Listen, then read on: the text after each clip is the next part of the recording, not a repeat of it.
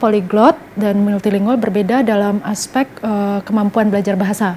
Polyglot memiliki kemampuan belajar bahasa yang di atas orang rata-rata, dan karenanya mereka juga sangat senang untuk belajar bahasa.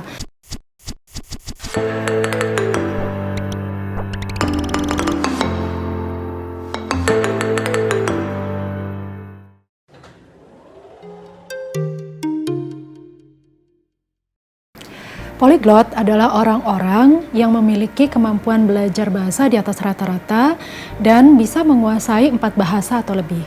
Sementara pembicara multilingual atau disebut juga dengan multilingual adalah orang-orang dengan kemampuan belajar bahasa rata-rata atau seperti kebanyakan orang dan menguasai 2 bahasa atau lebih. Jadi seorang multilingual bisa bilingual atau trilingual atau quadrilingual dan seterusnya.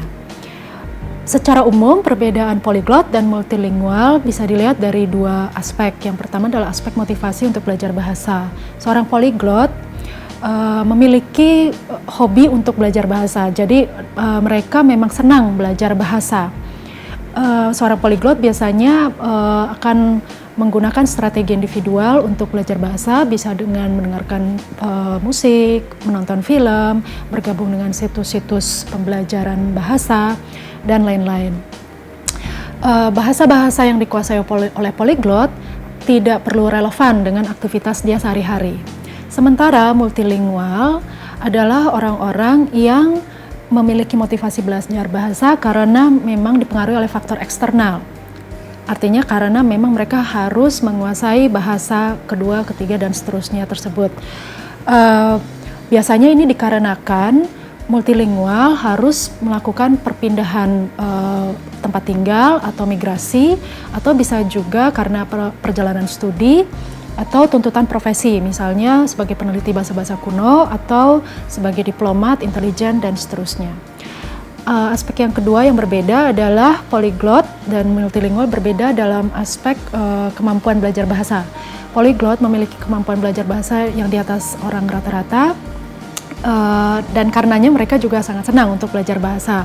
Sementara multilingual memiliki kemampuan belajar bahasa yang seperti umumnya atau kebanyakan orang. Dan memang jumlah penduduk dunia yang polyglot itu sangat sedikit, sekitar 1-3% dari penduduk bumi, sementara jumlah pembicara multilingual bisa mencapai sekitar 60% saat ini dari penduduk bumi. Dan angka ini akan semakin bertambah seiring dengan perkembangan teknologi komunikasi dan mobilitas internasional.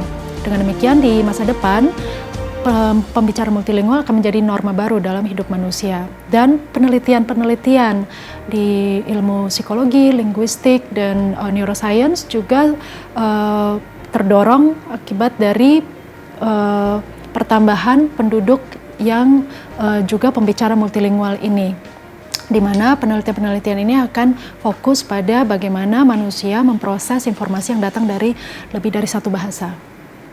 Karena walaupun orang tua telah mempersiapkan lingkungan yang memadai bagi si anak untuk belajar bahasa asing atau bahasa kedua, namun faktor genetik akan mempengaruhi bagaimana anak merespon pada lingkungan itu.